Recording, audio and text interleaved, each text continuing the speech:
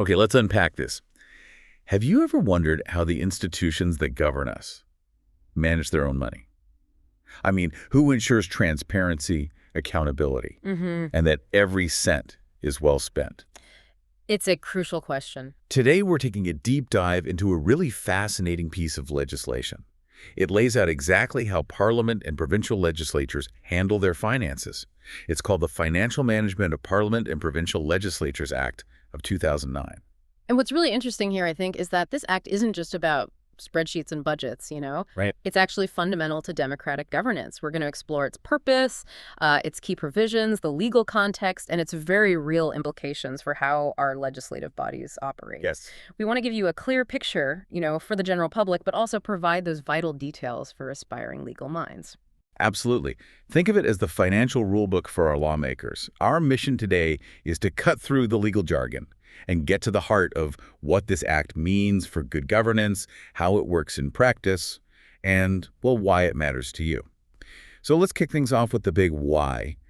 Why do we even need an act specifically for the financial management of Parliament and provincial legislatures? I mean, there's a Public Finance Management Act already, right? Yeah. What's the big picture here? That raises an important question. In the Act's long title and preamble, they give us a pretty clear answer. It states the Act is to regulate the financial management of Parliament and provincial legislatures in a manner consistent with its status in terms of the Constitution.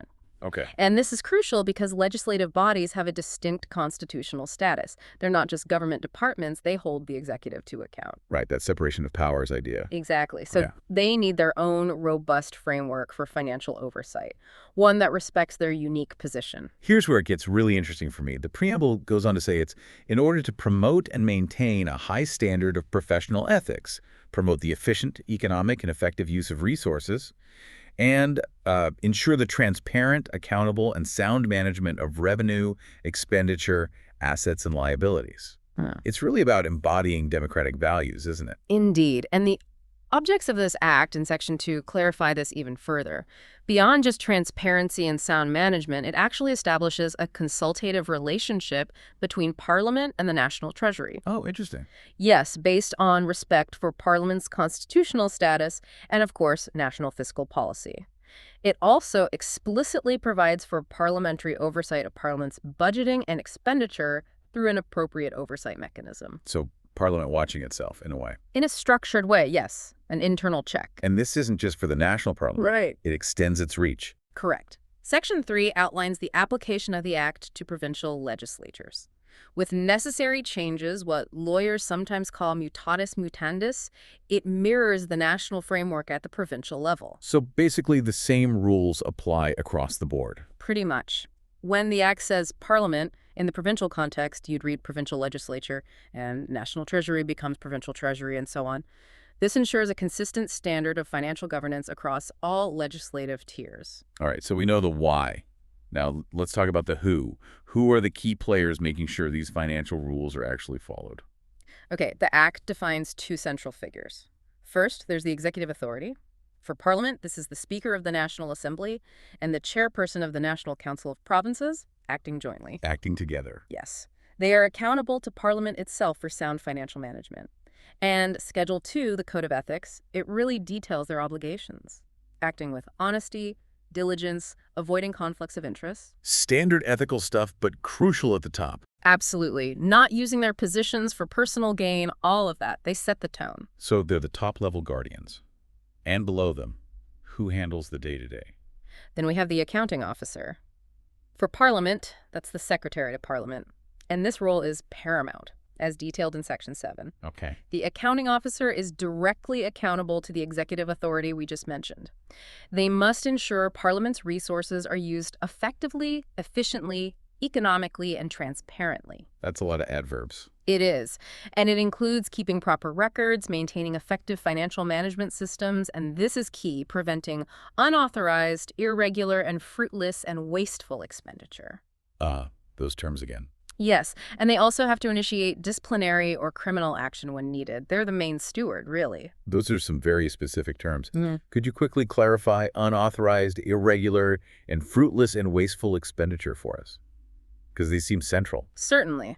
Unauthorized expenditure, that's basically overspending the approved budget, or maybe spending for a purpose it wasn't allocated for. Got it. Irregular expenditure is spending that goes against this act or maybe some other law. It breaks the rules, even if it was budgeted. Okay, breaking the procedural rules. Exactly. And fruitless and wasteful expenditure, this one's interesting, it's defined as expenditure made in vain and would have been avoided had reasonable care been exercised. So like a bad decision. Yeah. Money down the drain. Pretty much. Spending that achieves nothing useful, where a bit more care could have saved the money. These definitions are critical for understanding accountability under the Act. I can see why. The accounting officer sounds like they have a lot on their plate. What about others? Are they the only ones responsible? No, not at all. Section 11 actually extends responsibilities to officials more broadly. It requires them to comply with the Act and take all reasonable steps to ensure proper financial management. So it cascades down. It does, including preventing the types of expenditure we just discussed, and importantly, collecting all revenue due to Parliament. Furthermore, Section 12 outlines fiduciary responsibilities for all functionaries. Fiduciary, meaning acting in trust. Precisely. Mandating them to act with fidelity, honesty, integrity, and in the best interests of Parliament. And to prevent any prejudice to Parliament's financial interests, and, interestingly, its good reputation. So it's about ethics, not just the numbers. Absolutely, a duty of care from everyone involved. So with these key roles in place, how do Parliament and the provincial legislatures actually plan their finances and decide what to spend money on? It sounds like a big undertaking. It is a highly structured process, governed by Chapter 3, planning and budgeting. The executive authority, remember them? The speaker and the chairperson? Right. They oversee the preparation of a strategic plan, an annual performance plan, and the budget. 3 key documents. Yes.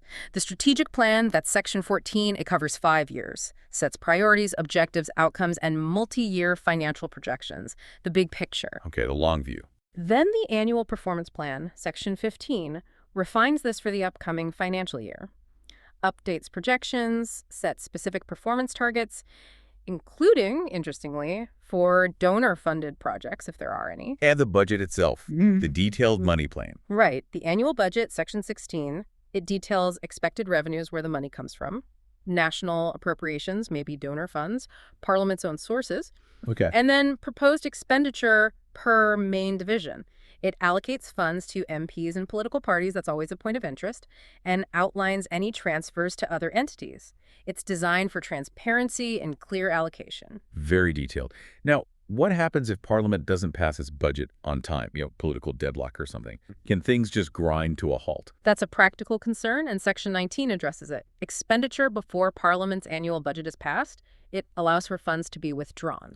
Safety net. Yes, from the National Revenue Fund or Parliament's own revenue, but with strict limits. During the first 4 months, it can't exceed 45% of the previous year's budget. Okay, less than half. And monthly thereafter, no more than 10%.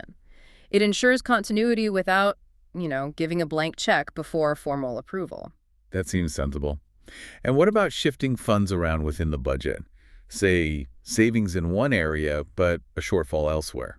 Or dealing with overspending.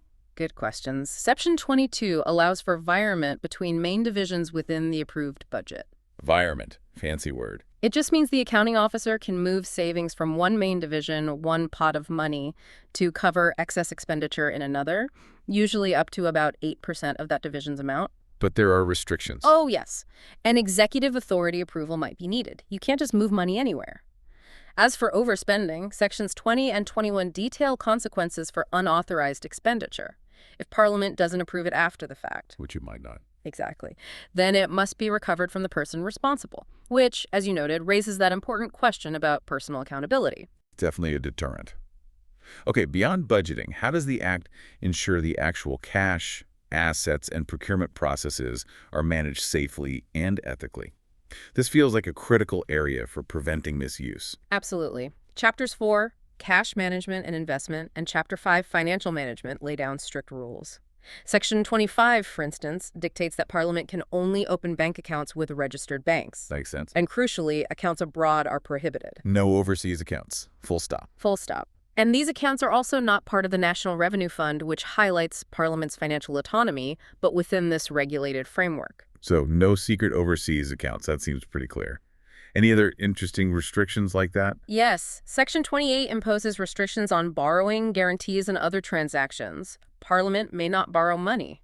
Wow. Really? Parliament can't borrow. Correct, nor can it issue a guarantee or security or enter into similar binding transactions. This is a significant point. Neither the state nor Parliament is bound by such transactions if entered into in breach of this rule. It forces fiscal discipline. That's a powerful constraint. Yeah. Okay, what about managing physical assets, buildings, computers, all that stuff, and buying things? Procurement. Right. The accounting officer is responsible for asset and liability management, Section 30. That includes safeguarding and maintaining assets. And also revenue management, Section 31, ensuring effective collection systems and prompt deposits. Keeping track of everything Parliament owns and is owed. Precisely. Then, Chapter 6 focuses on supply chain management, SCM. The executive authority must prescribe an SCM policy, and the criteria are clear. It must be fair, equitable, transparent, competitive, and cost-effective. All the good words. And importantly, it must promote high ethical standards and prohibit fraud, corruption, favoritism, and unfair and irregular practices. This sounds like it's designed to really tighten down on corruption and procurement. It is. Section 44 explicitly bars members of Parliament from serving on tender committees or participating in any way in evaluating tenders. A clear firewall. A very clear one. And Section 46, prohibition on contracts, prevents contracts from being awarded to MPs, cabinet members, provincial legislature members, municipal councillors, or certain state employees. A long list. Or entities where they have a controlling interest. These are direct measures to prevent conflicts of interest and improper influence, really trying to block those avenues. That's a very clear line drawn in the sand. I imagine this has huge real-world significance, especially around funding for politicians themselves. Indeed it does. And look at Section 34, which covers support for members and political parties. This section was actually updated quite recently, May 2024. Oh, how so? It now explicitly includes independent representatives in the allocation and use of funds provided by Parliament, reflecting the changing political landscape, you see. Adapting to independents being elected. Exactly. The regulations must ensure equitable allocation, specify purposes, require audited financial statements, and it even authorizes the accounting officer to withhold funds for non-compliance. So accountability, even for the funds politicians use for their work. Vital for ensuring public funds supporting political work are managed transparently and accountably. Okay, so we have the rules, the roles, and the restrictions. But who watches the watchman, as they say? How does the Act ensure these rules are actually followed and that there are consequences if they're not? This is where Chapters 7 and 8 come into play. They focus on the Audit Committee and Internal Audit Unit and reporting and auditing. Section 47 mandates an independent audit committee. Independent being the key word there. Absolutely. Appointed by the executive authority with a majority of members not employed by Parliament or the state and having no personal or financial interest. This committee provides crucial oversight, advises the accounting officer, and reports to the executive authority and the auditor general. So an external independent check. That sounds powerful. What about internal auditing? The accounting officer must also establish an internal audit unit, Section 50. This unit conducts audits independently within Parliament and reports quarterly. It provides that ongoing internal review mechanism. Like an early warning system inside. Exactly, helping to catch issues before they become major problems. And then there's the regular reporting to Parliament itself, making sure the information gets out. Yes. Chapter 8 details extensive reporting. This includes monthly financial statements every month to the Executive Authority and National Treasury. Wow, month what? Plus quarterly performance reports, Section 52, and a mid-year budget and performance assessment, Section 53. All these reports have to be tabled in Parliament and referred to its oversight mechanism for consideration. Constant scrutiny. That's the idea. Continuous oversight. And the big annual review, the final report card. That's the annual report, Section 55. It's the comprehensive record. Includes the audited financial statements, the Auditor General's report on those statements, and an assessment of performance against the plans. All wrapped up together. Yes. The accounting officer submits the financial statements to the Auditor General within 2 months of the financial year end. Then, Section 60 requires the executive authority to table this full annual report in Parliament within 1 month of receiving the audit report.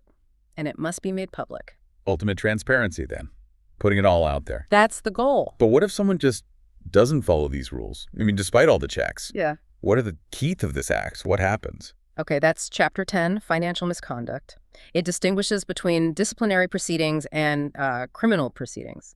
Financial misconduct by accounting officers, Section 67, happens if they deliberately or negligently contravene the act, fail a duty, permit unauthorized expenditure, or provide misleading information. Okay. If that occurs, the executive authority must investigate and institute disciplinary proceedings.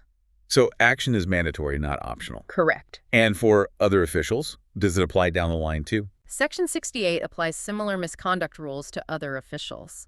But beyond disciplinary action, Section 69 outlines specific offenses that can lead to criminal proceedings. Okay, now we're talking serious consequences. Yes, these include deliberately or, importantly, grossly negligently contravening key provisions. Things like financial management functions, asset management, revenue control, or failing to prevent corrupt practices, or misleading the executive authority or the auditor general. And the penalties for these criminal offenses, are we talking a slap on the wrist? Definitely not. Section 70 specifies the penalties. A person convicted is liable to a fine or to imprisonment for a period not exceeding 5 years. 5 years in prison. That's a significant deterrent. That sends a clear message. It certainly aims to. And does anyone have personal liability? Can Parliament recover losses from individuals? Section 71 touches on liability of functionaries. While they're generally not liable for actions taken in good faith, Parliament may recover from the accounting officer or other official any loss or damage suffered by it because of the deliberate or negligent unlawful actions when performing functions under the Act. So if you mess up badly, Parliament can come after you personally for the money. Potentially, yes. And there's also a provision in Section 37 that's quite striking. If the executive authority instructs the accounting officer to proceed with expenditure likely to be unauthorized in exceptional circumstances. So they order the spending, even if it looks dodgy. Right. And if Parliament does not later authorize it, the executive authority members, the Speaker and Chairperson, are responsible for the unauthorized expenditure, and it must be recovered from the members of the executive authority in their personal capacities. Wow. Personally liable, that's direct personal consequence right at the very top. It doesn't get much more direct than that. So what does this all mean? Our deep dive into the financial management of Parliament and Provincial Legislatures Act reveals, well, a meticulously constructed framework. It seems designed to embed transparency, accountability, and ethical conduct right into the financial heart of our legislative bodies. From those big strategic plans down to the smallest receipt, this act seems to be working to safeguard public funds and build trust. And if we connect this to the bigger picture, it really highlights that governance isn't just about making laws, is it? It's also about the integrity with which the lawmakers themselves manage their own operations. Leading by example. Exactly. The detailed provisions, the stringent reporting, the severe penalties for misconduct, they all underline the critical importance placed on the sound financial management of our democratic institutions. It's about showing those they govern that they hold themselves to a high standard. And it's a living document, as we saw with that recent amendment for independent representatives. It reflects the continuous evolution of our democracy. Yeah. So for both the general public and maybe you law students listening in, understanding this act feels like a crucial step towards appreciating the mechanisms designed to uphold integrity in public service. It really is. And, this raises an important question, I think. Given the comprehensive nature of this act, this very specific framework for legislatures, what implications does such a robust financial management system there have for public trust in the broader governmental landscape? That's a great question. Does shining a light brightly in one area make people trust the whole system more, or does it just make shadows elsewhere seem darker? Something to think about. A fascinating thought to ponder indeed. Thank you for joining us on this deep dive. Until next time, keep digging, keep learning, and keep questioning.